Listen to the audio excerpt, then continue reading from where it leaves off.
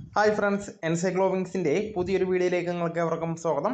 അപ്പോൾ നമ്മൾ ഇന്നത്തെ വീഡിയോയിൽ ഉൾപ്പെടുത്തുന്നത് നമ്മൾ പാസ്പോർട്ടിന് വേണ്ടി അപേക്ഷിക്കുമ്പോൾ എന്തെല്ലാം ഡോക്യുമെൻറ്റുകളാണ് അത്യാവശ്യമായി വരുന്നത് എന്നതുമായി ബന്ധപ്പെട്ട വിവരങ്ങളാണ്.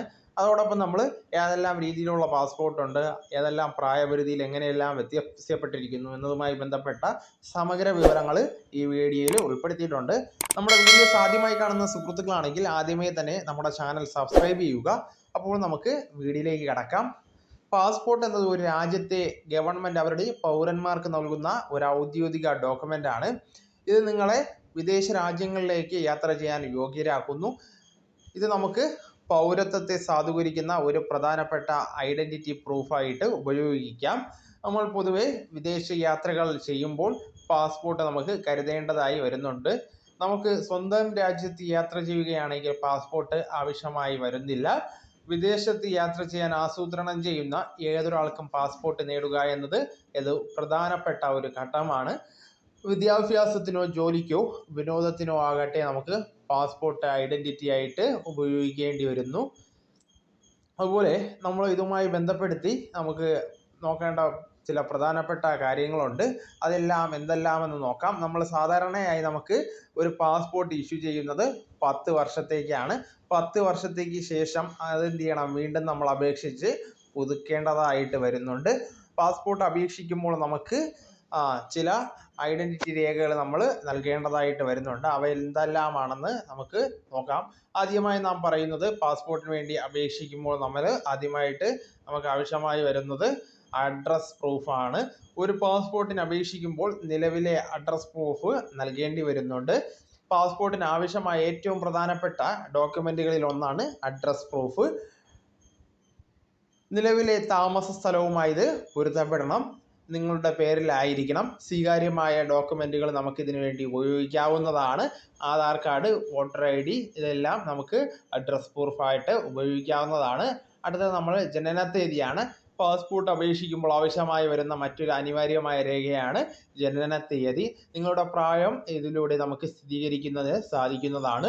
ജനനത്തീയതിയുടെ പ്രൂഫ് നമുക്ക് മുനിസിപ്പാലിറ്റി നൽകുന്ന ജനന സർട്ടിഫിക്കറ്റ് ഇതിന് ഉപയോഗിക്കാവുന്നതാണ്. അതുപോലെ school living certificate, pan card മുതലായവ നമുക്ക് ജനനത്തീയതി സ്ഥിരീകരിക്കുന്നതിന് വേണ്ടി ഉപയോഗിക്കാവുന്നതാണ്. അടുത്ത നമ്മൾ ID പ്രൂഫാണ്. ഫോട്ടോ നമ്മൾ ഇതിനു വേണ്ടി നമുക്ക് എന്ത് ചെയ്യാം, ഫോട്ടോ പതിച്ച ഒരു ID പ്രൂഫ് ഉപയോഗിക്കാവുന്നതാണ്. അപ്പോൾ നമുക്ക് ആധാറോ അല്ലെങ്കിൽ പാൻ കാർഡോ വോട്ടർ IDയോ നമുക്ക്, അല്ലെങ്കിൽ ഇതും ഇല്ലെങ്കിൽ ഡ്രൈവിംഗ് ലൈസൻസോ ഇതിനു വേണ്ടി നമുക്ക് ഉപയോഗിക്കാവുന്നതാണ്. നമ്മൾ ആദ്യമേ തന്നെ പ്രോസസ്സിങ് ചെയ്യുമ്പോൾ കാലതാമസം ഒഴിവാക്കുന്നതിന് വേണ്ടി ഈ രേഖകളെല്ലാം കൃത്യമായിട്ട് തന്നെ നൽകുവാൻ ശ്രദ്ധിക്കേണ്ടതാണ്. അടുത്ത നമ്മൾ ഇതിനോടൊപ്പം നൽകേണ്ട മറ്റൊരു പ്രധാന രേഖയാണ് നമ്മൾ ഒരു ഫോട്ടോഗ്രാഫ് എന്ന് പറയുന്നത്. ഇതിനുവേണ്ടി നമ്മൾ പാസ്പോർട്ട് സൈസ് ഫോട്ടോയാണ് നമ്മൾ നൽകേണ്ടി വരുന്നത്. നിങ്ങളുടെ അപേക്ഷയോടൊപ്പം സമീപകാലത്തെ പാസ്പോർട്ട് സൈസ് ഫോട്ടോ സമർപ്പിക്കാവുന്നതാണ്. ഫോട്ടോഗ്രാഫ് 4.5 × 3.5 സെൻറ്റിമീറ്റർ സൈസിൽ വെള്ള പശ്ചാത്തലത്തിൽ ഉള്ളതായിരിക്കണം. കളർ ഫോട്ടോയാണ് നൽകേണ്ടി വരുന്നത്.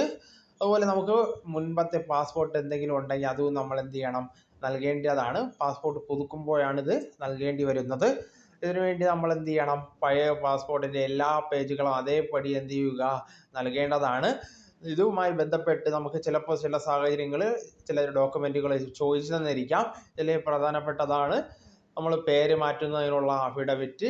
നമുക്ക് എന്തെങ്കിലും പേര് കാര്യങ്ങൾ എന്തെല്ലാം തെറ്റ് കാര്യങ്ങൾ എന്തെങ്കിലും ഉണ്ടെങ്കിൽ നമുക്ക് എന്ത് ചെയ്യാം, ഇത് മാറ്റുന്നതിനുള്ള അഫിഡവിറ്റ് നൽകേണ്ടതാണ്.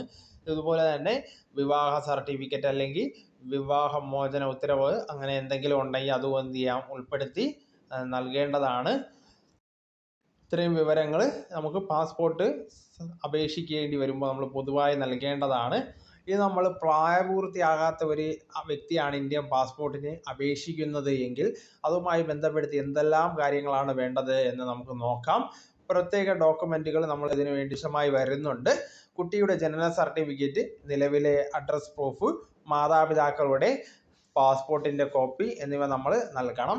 അതോടൊപ്പം ചില സന്ദർഭങ്ങളിൽ പ്രായപൂർത്തിയാകാത്തവർക്ക് വിസ നൽകുന്നതിന് വേണ്ടി സമ്മതം നൽകിക്കൊണ്ട് രക്ഷകർത്താക്കൾ 2 പേരും ഉൾപ്പെട്ട ഒരു ഡിക്ലറേഷന് നമ്മൾ പാസ്പോർട്ട് ഓഫീസിൽ നൽകേണ്ടതാണ്. ഇവയെല്ലാം നമ്മൾ കൃത്യമായി നൽകിയാൽ പാസ്പോർട്ട് വളരെ വേഗം തന്നെ നമുക്ക് പ്രോസസ്സായിട്ട് ലഭിക്കുന്നതാണ്. അതുപോലെ നിലവിലെ പാസ്പോർട്ട് നമ്മൾ പുതുക്കുന്നതുമായി ബന്ധപ്പെട്ട് കുറച്ച് കാര്യങ്ങൾ നമ്മൾ പറഞ്ഞതാണ്. ഇനി പ്രായപൂർത്തി ആകാത്തവർക്കാണ് നമ്മൾ പാസ്പോർട്ട് വീണ്ടും പുതുക്കി നൽകുന്നതിന് നമുക്ക് എന്തെല്ലാം കാര്യങ്ങൾ ആവശ്യമാണെന്ന് നമുക്ക് നോക്കാം. ഇതിനുവേണ്ടി അപേക്ഷിക്കുമ്പോൾ നമ്മൾ പഴയ പാസ്പോർട്ടിനൊപ്പം പുതിയ ഫോട്ടോകളും മാതാപിതാക്കളുടെ പാസ്പോർട്ടിൻ്റെ സ്വയം സാക്ഷ്യപ്പെടുത്തിയ പകർപ്പും നിങ്ങളുടെ വീട് മാറിയിട്ടുണ്ടെങ്കിൽ അതുമായി ബന്ധപ്പെട്ട അപ്ഡേറ്റ് ചെയ്ത അഡ്രസ് പ്രൂഫ് നൽകേണ്ടതാണ്. ഇനി നമ്മൾ പാസ്പോർട്ട് പുതുക്കുന്നത് എന്ന് വെച്ചാൽ എന്താണ്, പ്രായപൂർത്തിയല്ല, സാധാരണ നമ്മളൊരു പാസ്പോർട്ട് പുതുക്കുമ്പോൾ നമ്മൾ ഒരിക്കൽ പറഞ്ഞതാണ് 1-2 രേഖകൾ. ഇനി എന്തെല്ലാമാണെന്ന് നമുക്ക് പൂർണ്ണമായിട്ട് ഒന്നുകൂടെ നോക്കാം. നിങ്ങൾ പാസ്പോർട്ട് പുതുക്കുമ്പോൾ നമുക്ക് എന്ത് ചെയ്യാം, ഐഡന്റിറ്റി, മുൻകാലത്തെ പാസ്പോർട്ട് ഹിസ്റ്ററി വെരിഫൈ ചെയ്യുന്നതിനുള്ള ഡോക്യുമെന്റുകൾ സമർപ്പിക്കേണ്ടതാണ്. ഇതിൽ നിങ്ങളുടെ പഴയ പാസ്പോർട്ട്, അപ്ഡേറ്റ് ചെയ്ത അഡ്രസ് പ്രൂഫ്, സമീപകാലത്തെ പാസ്പോർട്ട് സൈസ് ഫോട്ടോ കാര്യങ്ങളെ ഉൾപ്പെടുന്നതാണ്.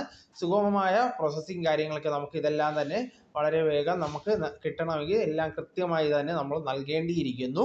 അതുപോലെ നമുക്ക് പാസ്പോർട്ടിൽ തന്നെ വ്യത്യസ്തങ്ങളായ പാസ്പോർട്ട് കാര്യങ്ങളുണ്ട്. നമുക്ക് താൽക്കാലികമായിട്ട് പാസ്പോർട്ട് എടുക്കാവുന്നതാണ്. അപ്പം തൽക്കാൽ പാസ്പോർട്ട് നമ്മൾ നൽകുമ്പോൾ ആവശ്യമായ കാര്യങ്ങൾ എന്തെല്ലാമാണെന്ന് നമുക്ക് നോക്കാം.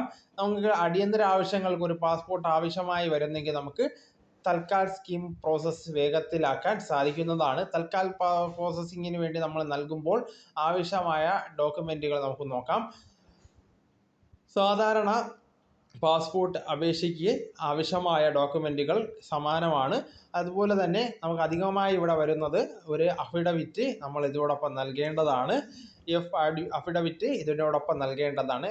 അത് പൊതുവെ എന്താണ്, നമ്മളിവിടെ എന്ത് അടിയന്തര ആവശ്യത്തിനാണ് ഇത് നൽകുന്നത്, അല്ലെങ്കിൽ എന്ത് അടിയന്തര ആവശ്യത്തിനാണ് പാസ്പോർട്ട് ആവശ്യമായി വരുന്നത് എന്ന് നമ്മൾ ഇവിടെ രേഖപ്പെടുത്തി അടിയന്തരമായിട്ടുള്ള കത്തും കൂടെ നൽകേണ്ടതാണ്.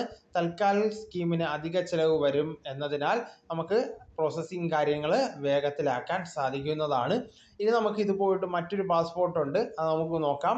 ഡിപ്ലോമാറ്റിക് അല്ലെങ്കിൽ ഒഫീഷ്യൽ പാസ്പോർട്ട്. ഇത് ലഭ്യമാക്കുന്നതിനുള്ള ഒഫീഷ്യൽ കാര്യങ്ങൾ അല്ലെങ്കിൽ ഒഫീഷ്യലായ രേഖകൾ എന്തെല്ലാമെന്ന് നോക്കാം.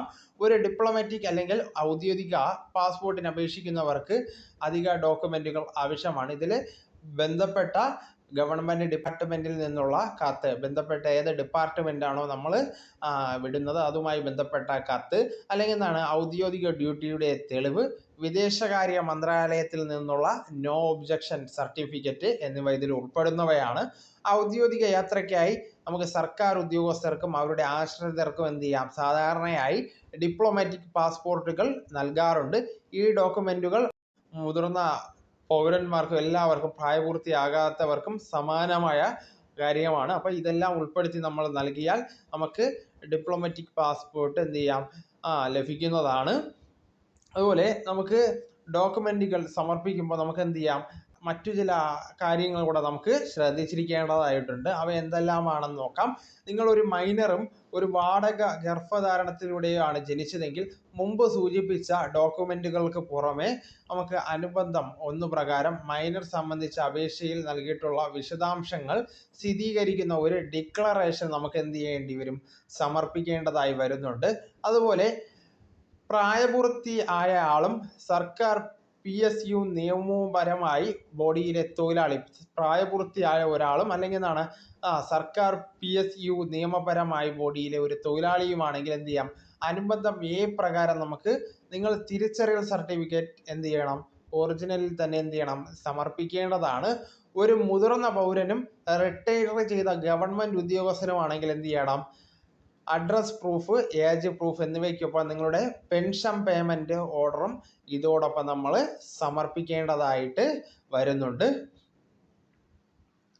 നമുക്ക് ഇതുപോലെ തന്നെ നമുക്ക് ഇനിയും തുടർന്നുള്ള വിവരങ്ങൾ എന്തെങ്കിലും പാസ്പോർട്ടുമായിട്ട് ബന്ധപ്പെട്ട് നമുക്ക് മനസ്സിലാക്കണമെങ്കിൽ പാസ്പോർട്ട് അപേക്ഷിക്കുന്നതിന് ആവശ്യമായിട്ടുള്ള വിവരങ്ങൾ, സംശയമോ കാര്യങ്ങൾ വരുമ്പോൾ നമുക്ക് ഇന്ത്യൻ ഗവൺമെന്റിന്റെ വിദേശകാര്യ മന്ത്രാലയം സ്ഥാപിച്ച ഓൺലൈൻ പോർട്ടലായ പാസ്പോർട്ട് സേവ പരിശോധിക്കാൻ എന്ത് ചെയ്യാം, നമുക്ക് കൂടുതൽ വിവരങ്ങൾ ഇത് മുഖേന നമുക്ക് ലഭിക്കുന്നതാണ്. നമുക്ക് ഈ പറഞ്ഞ വിവരങ്ങൾ നമുക്ക് ഒന്നുകൂടെ നമുക്ക് ചുരുക്കി ഒന്ന് മനസ്സിലാക്കാം.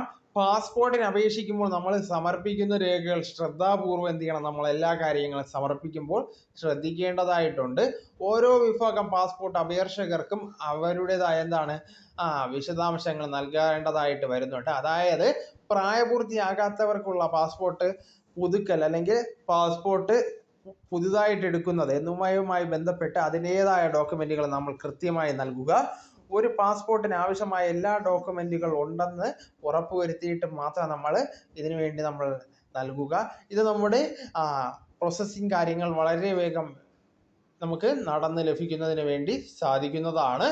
അതുപോലെ നമ്മൾ ഒരു പാസ്പോർട്ട് നമ്മൾ സമർപ്പിക്കുമ്പോൾ നമുക്ക് പൊതുവെ 7 മുതൽ 10 ദിവസം വരെ 10 പ്രവൃത്തി ദിവസങ്ങൾ വരെ എടുക്കുന്നതാണ്.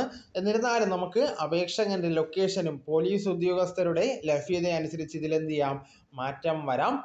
അപ്പം പാസ്പോർട്ടുമായി ബന്ധപ്പെട്ട് നമ്മൾ ഇത്രയും വിവരങ്ങളാണ് നമ്മൾ ഇന്നത്തെ വീഡിയോയിൽ ഉൾപ്പെടുത്തിയിട്ടുള്ളത്. പ്രധാനമായി എന്തെല്ലാം രേഖകളാണ് പാസ്പോർട്ട് അപേക്ഷിക്കുമ്പോൾ വേണ്ടതെന്നുമായി ബന്ധപ്പെട്ട എല്ലാ കാര്യങ്ങളും നമ്മൾ വീഡിയോയിൽ ഉൾപ്പെടുത്തിയിട്ടുണ്ട്. നമ്മുടെ വീഡിയോസ് എല്ലാവർക്കും ഇഷ്ടമായെന്ന് കരുതുന്നു. അപ്പോൾ നമുക്ക് തുടർന്നും വിജ്ഞാനപരമായ മറ്റു വീഡിയോസും ആനുകാലിക വിവരങ്ങളുമായി നമുക്ക് വീണ്ടും കാണും വരെ ഗുഡ് ബൈ.